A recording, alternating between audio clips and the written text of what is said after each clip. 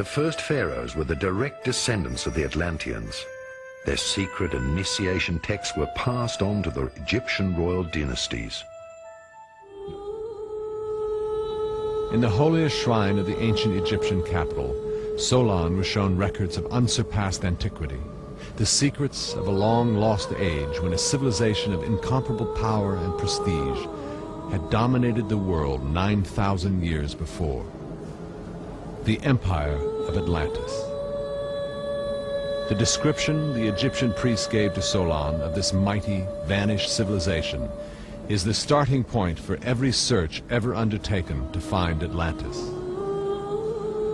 A description which Plato says has the great advantage of being a fact and not a fiction. Atlantis was said to lie beyond the Pillars of Hercules, outside the Mediterranean Sea, in an ocean we now call the Atlantic.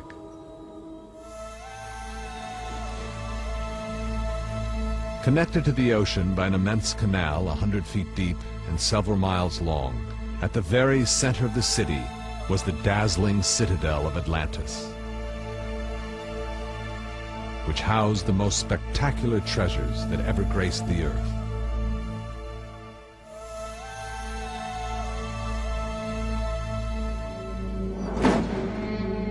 They had such an amount of wealth as was never before possessed by kings, and is not likely ever to be again. Plato tells us that for long ages the Atlanteans lived at peace with the rest of the world on their beautiful island paradise. Unspoiled by their material possessions and great wealth, they were concerned only with learning, cultivating virtue, and living in harmony with nature. Yet finally this golden age passed, and the Atlanteans became like other mortals. Human nature got the upper hand. They became tainted with unrighteous ambition and power. Insatiable for wealth and glory, the Atlanteans pushed forward the bounds of their empire, enslaving all before them. If a technologically advanced culture did live on the Earth thousands of years ago, what happened to them? The Greek philosopher Plato described an advanced civilization whose legend was preserved by Egyptian priests. As the story goes, Atlantis was a great empire of engineers and scientists who were in many ways more technologically advanced than we are today. It was destroyed 12,000 years ago by floods and earthquakes, forcing its survivors to seek refuge all over the world. Numerous artifacts indicate to some scientists that man could be millions of years old, throwing into question our descent from the apes. Ancient maps and megalithic architecture suggest that an advanced culture may have existed 12,000 years ago, their homeland wiped out by a cataclysm that rearranged the entire face of the planet.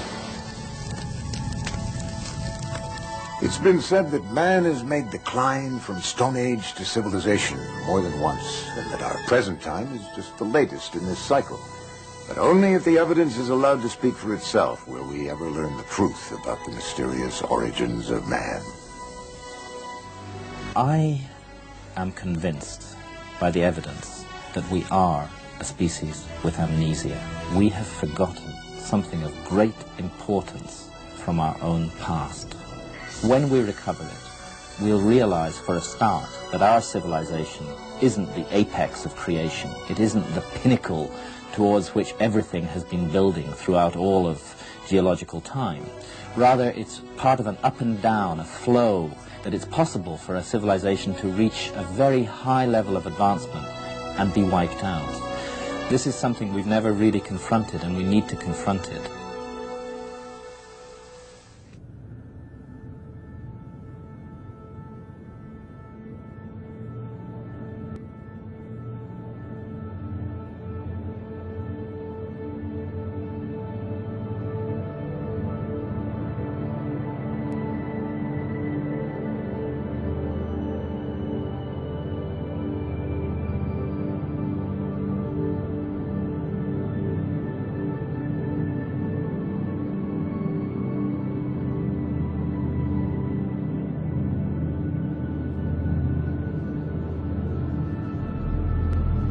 More than 85% of the world's population possess the Rh antigen in their blood and are considered Rh positive.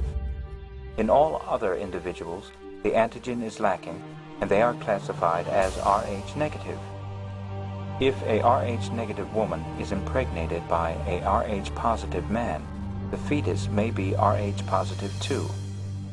If the Rh antigen enters the maternal bloodstream via the placenta, it induces the woman to produce anti-Rh antibodies, which could attack subsequent Rh positive fetuses, causing jaundice and possibly death.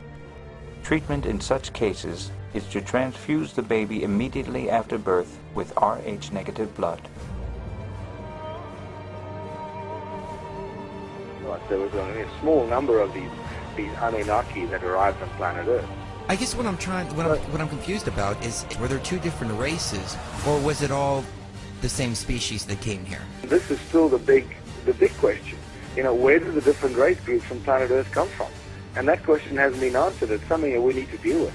It's a very important problem that we need to get on top of. How do the different race groups fit and, you know, suddenly come out of this picture? You know, and this whole story that, you know, white people are white because they live further away from the equator, and black people are black because they live more in the sun. And that's just rubbish, you know. It doesn't wash with me. It doesn't make very much sense. Where do the different race groups on planet Earth come from? Where do the different race groups on planet Earth come from?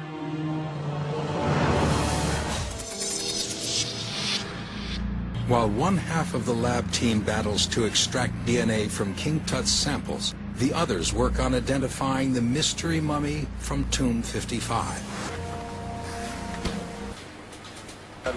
The results are read through a process called DNA fingerprinting. As they compare Amenhotep III and the mystery mummy from Tomb 55, the peaks start to line up.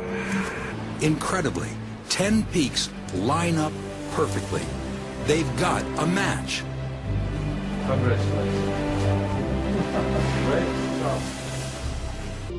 They've just written a new page in the history books.